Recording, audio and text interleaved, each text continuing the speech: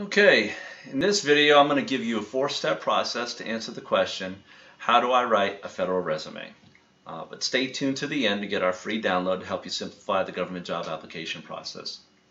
I'm going to share some tips that I've gathered over 15 years of successfully getting referred to the selecting officials and selected for interviews. Okay, so step one, what kind of job are you going to apply for?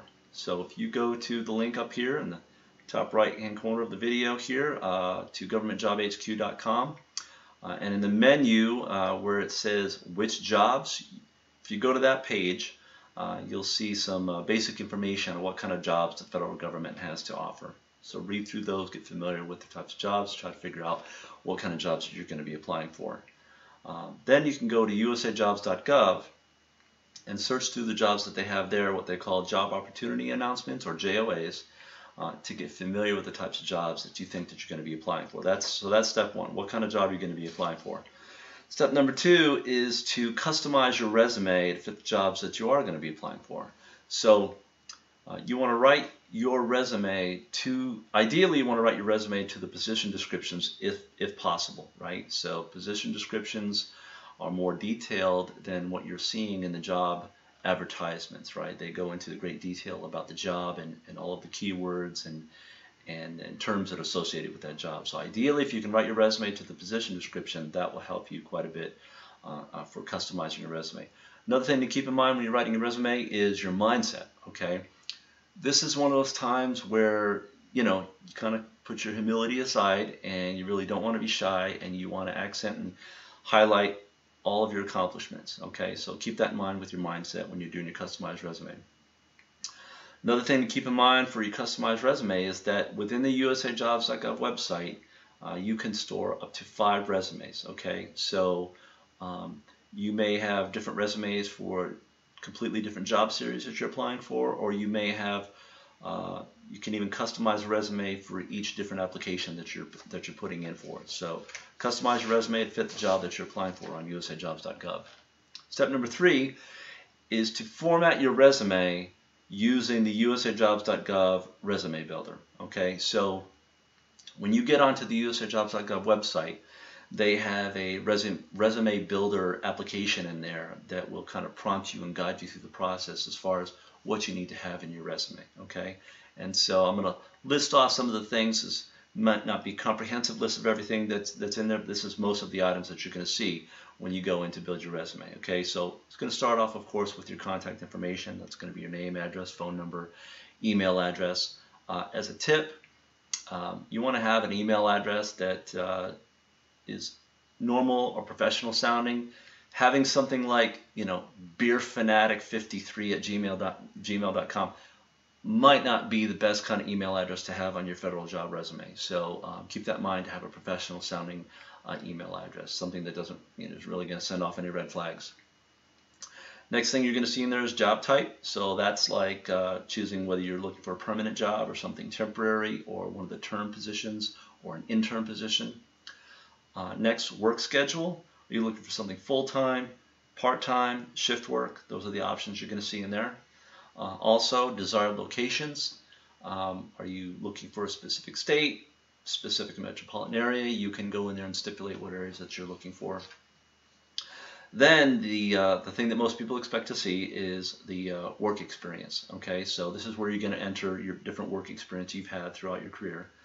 And there's a couple different schools of thought on everything that gets listed there. I recommend to people that you list your relevant work experience, work experience that's relevant to the position you're applying for, and then also your military time that you have, regardless of what career field that was in. There's some people, I've heard some people say, oh, it's a federal resume, the rules don't apply, put everything you've got in there.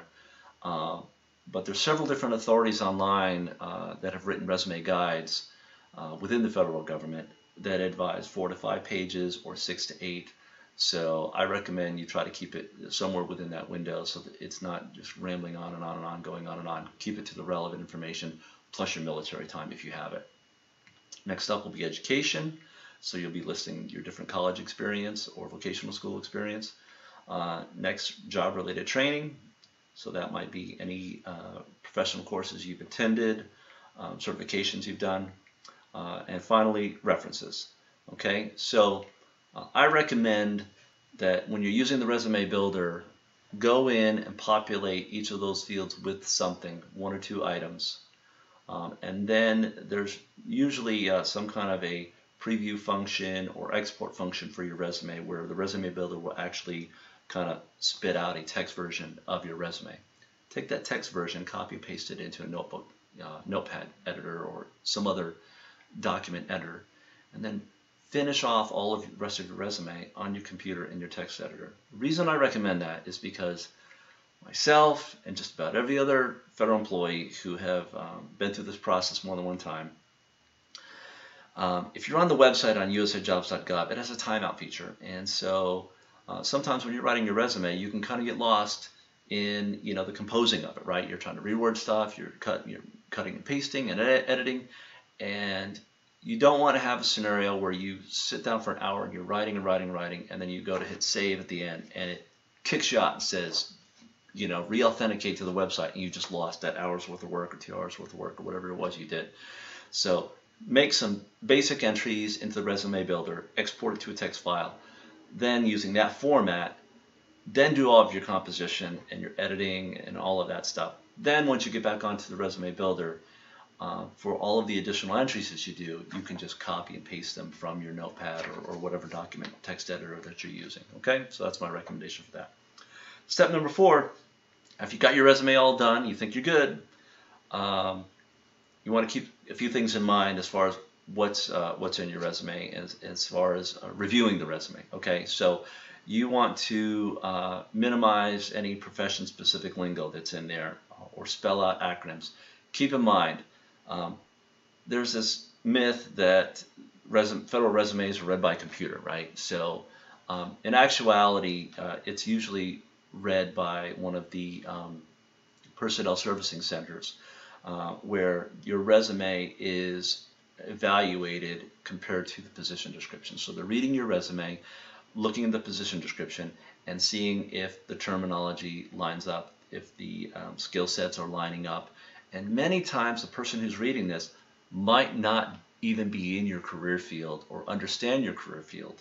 And so if you have a bunch of professional lingo words in there or acronyms that somebody who isn't in your field wouldn't understand, it may not be to your benefit, right? So you want to try to write your resume with clear English, and you want it to ideally relate back to the position description that they're going to be looking at to see if you're a qualified candidate. Of course, you want to spell check, grammar check. You don't want a hiring manager looking at your resume and seeing spelling and grammar errors. It's just, that's just can't help you. And then finally, after you've gone through all that stuff, you want to make sure that you have some other people read your resume, right? So you need to get a few different sets of eyes on there to make sure that you haven't missed anything, because sometimes grammar check might not catch all of the grammar errors. And you also just want to make sure that it reads well, right? Does your resume flow? Does it make sense? Are there things that just don't add up?